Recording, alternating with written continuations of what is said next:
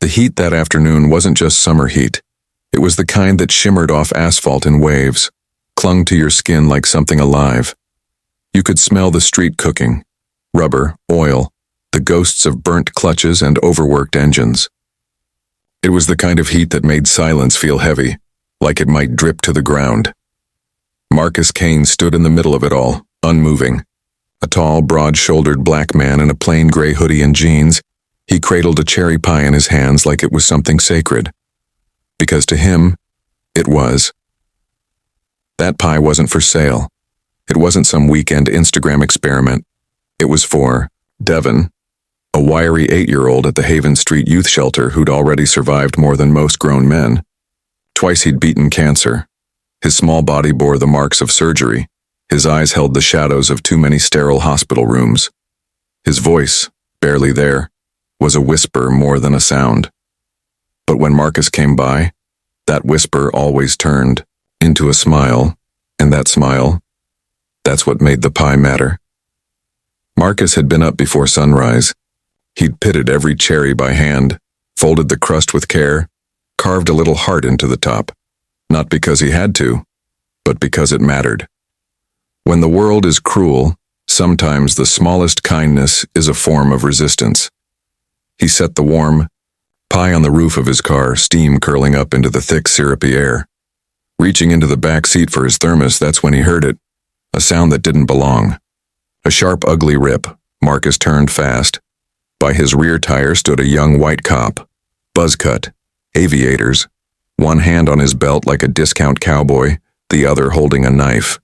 The tire was slashed clean, sagging to the pavement like something lifeless. The cop popped a piece of gum into his mouth and grinned. "You look surprised," he said. "This ain't your side of town, brother. We got standards here." Marcus didn't blink. The sun was hot, but the chill crawling up his spine wasn't from the weather. It was the cold kind of heat, the kind that comes just before something breaks. The cop stepped closer, not fast, slow, calculated. He was hunting a reaction, a raised voice, a clenched fist, anything. On the hood, the pie began to slide. Syrup oozed across the windshield, red and thick, trailing like blood. Marcus stared at him, then down at the tire, then back up. The cop's face didn't carry shame, just that smirk. The kind people wear when they know the system will cover them. Marcus didn't speak. Not yet. Some silences are louder than any shout. "Cat got your tongue?" the cop asked, raising an eyebrow. Still nothing. Marcus turned, calm, and got into the driver's seat. The car tilted on the ruined tire. The pie bled red down the glass. He closed his eyes. Something in his chest locked into place. Then he stepped out again, checked the damage. The tire was done, no spare, stolen months ago while he was downtown handing out supplies. He hadn't replaced it. There'd been too many other bills. He pulled a folding chair from the trunk, popped it open and sat in the only slice of shade he could find. Opened his copy of The Fire Next Time. But the words wouldn't settle. His fingers trembled. The cop, Officer Jason Murdoch, didn't leave. He leaned against his cruiser like it was a bar stool, chewing gum, sipping from a can of soda, condensation sliding down his fingers. Marcus didn't look at him, but he felt him.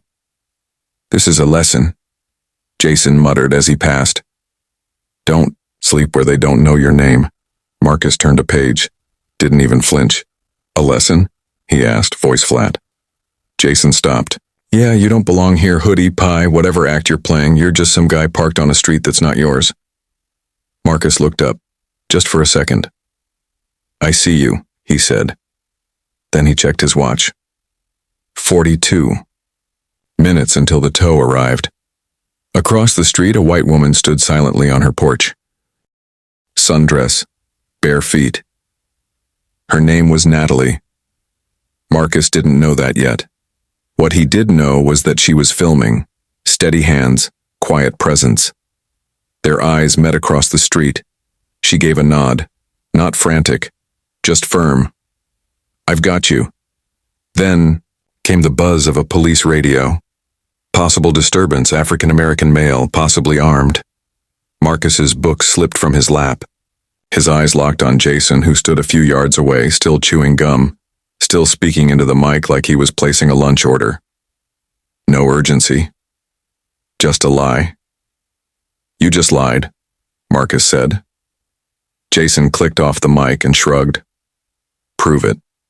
Marcus stepped forward, not aggressive, just stunned.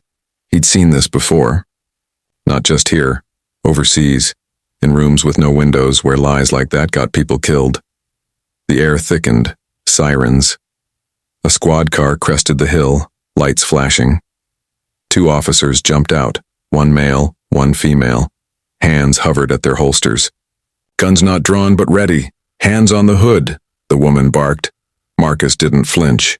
He stood slowly, raised his hands, moved like a man trained not to make sudden moves. Across the street, Natalie stepped off her porch, phone still recording. He's got a pie, she shouted. A pie. He's been here for an hour. That officer slashed his tire. The cops hesitated. Just for a moment, but it was enough. Marcus spoke, voice calm, controlled. I'm not a threat. I haven't committed a crime.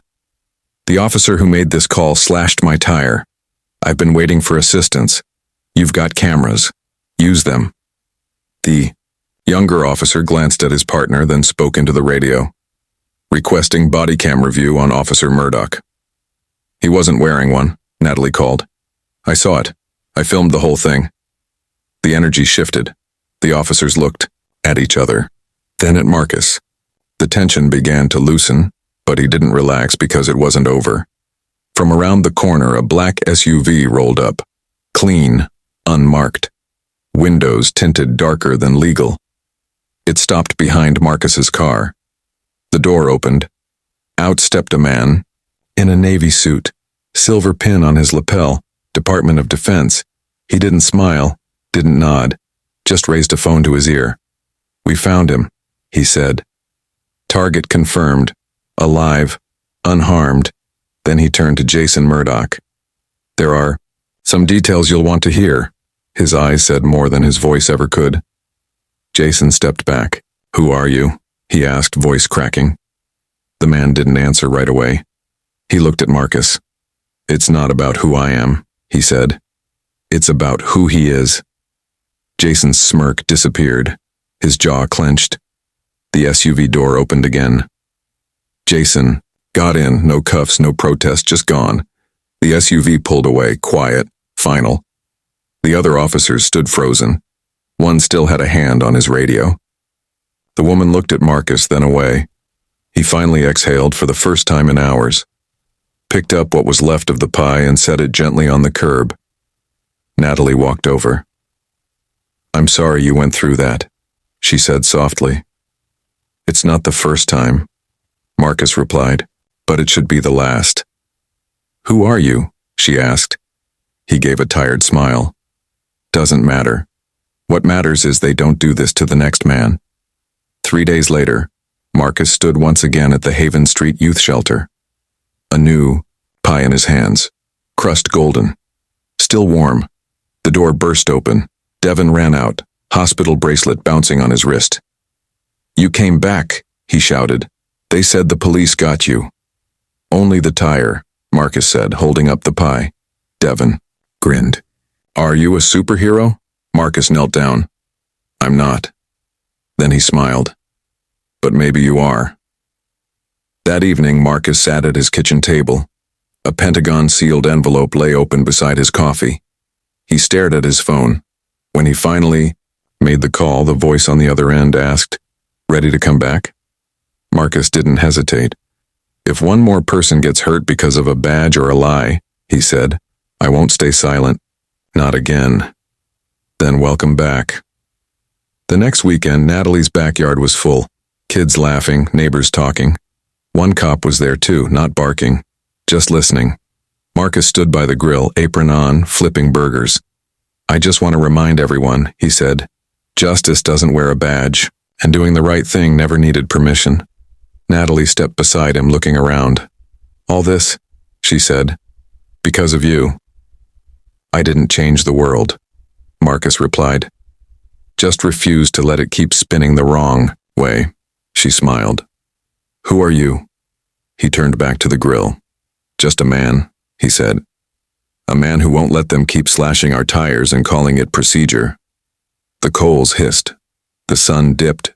And the block, for once, belonged to the people.